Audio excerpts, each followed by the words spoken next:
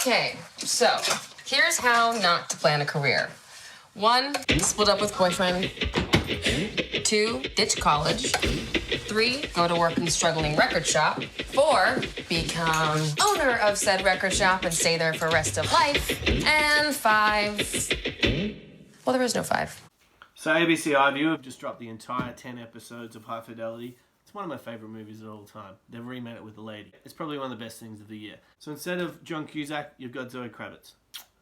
Super babe. She's the daughter of Lisa Bonet, who was in the original one as well. Ooh, baby, I love the way. Kind of, in a weird way, it's sort of in the same universe. Anyway, my point being is this is the perfect excuse to do the top 5 of all time remakes. So number 5 of all time greatest remakes, it's The Taming of the Shrew, William Shakespeare. 10 Things I Hate About You.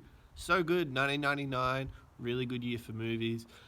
It's the first American breakthrough for Heath Ledger. You've got Julia Stiles in there, young Joseph Gordon-Levitt breaking out of Third Rock from the Sun.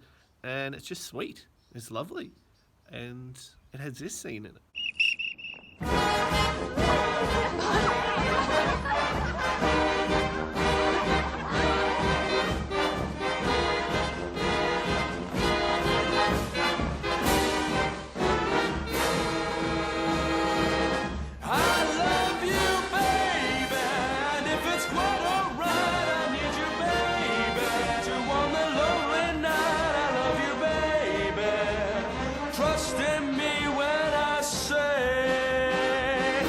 So number 4, all-time greatest remakes. Real creepy one, really good one for like a Friday night with your mates. It's The Fly with Jeff Goldblum. Oh,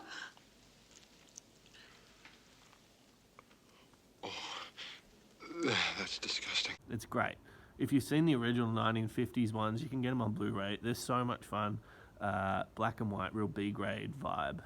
This one, Cronenberg, it's got gore, it's goopy, it's creepy and it's weird, and it's so much fun to watch with your friends as well.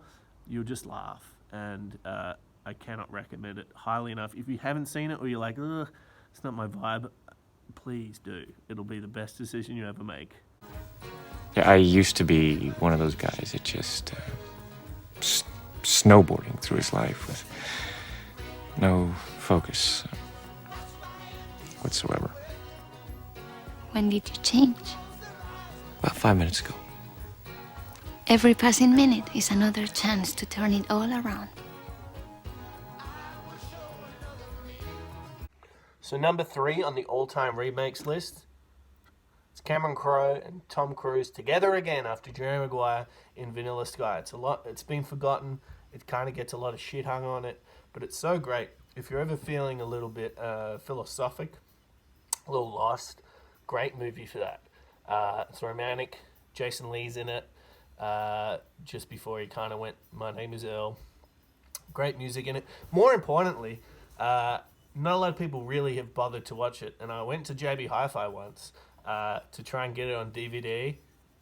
And I got a phone number of the girl that worked there. Because she was like, do you love that movie? I love that movie. And I went, yep. Still single, so... You want to be my drinking buddy? I want to practice. I don't think you could handle it. You don't? Let me see. You don't. And you know why? Because you're too worried about what everybody else is thinking. You can't even concentrate on one fucking thing. That's right. Yeah. Yeah, you couldn't be my dad if you fucking tried. He had more talent in his fucking finger than you had in your whole fucking body. So don't even fucking go there about that, all right? That's over the fucking line. Why don't you have another drink and we can just get fucking drunk until we fucking disappear, okay? Hey, do you got those pills in your pocket? You're just fucking ugly, that's all. Hey, you got... I'm what? You're just fucking ugly. Get the fuck out! Get out! Number 2 of the all-time greatest remakes of all time. This one's a bit controversial because, let's face it, kind of only came out a couple years ago.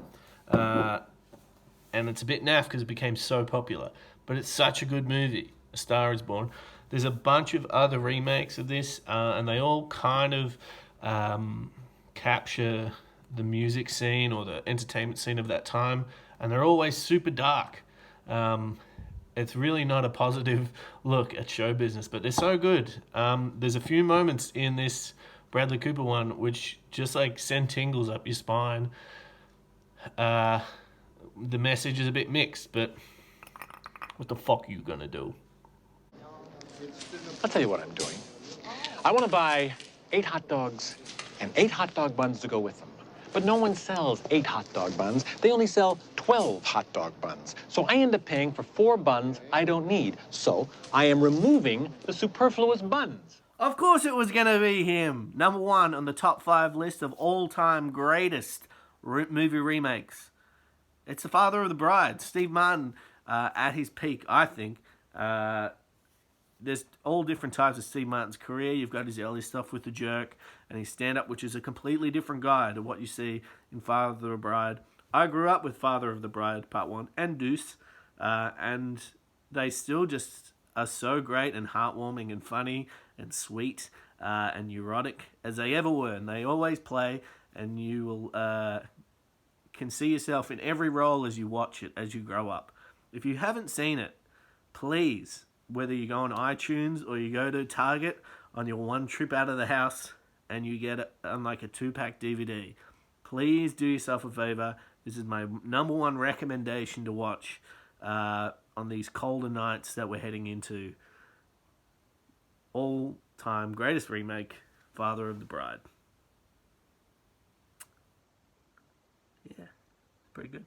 Well, they're not ripping off this nitwit anymore because I'm not paying for one more thing I don't need. George Banks is saying no. Who's George Banks?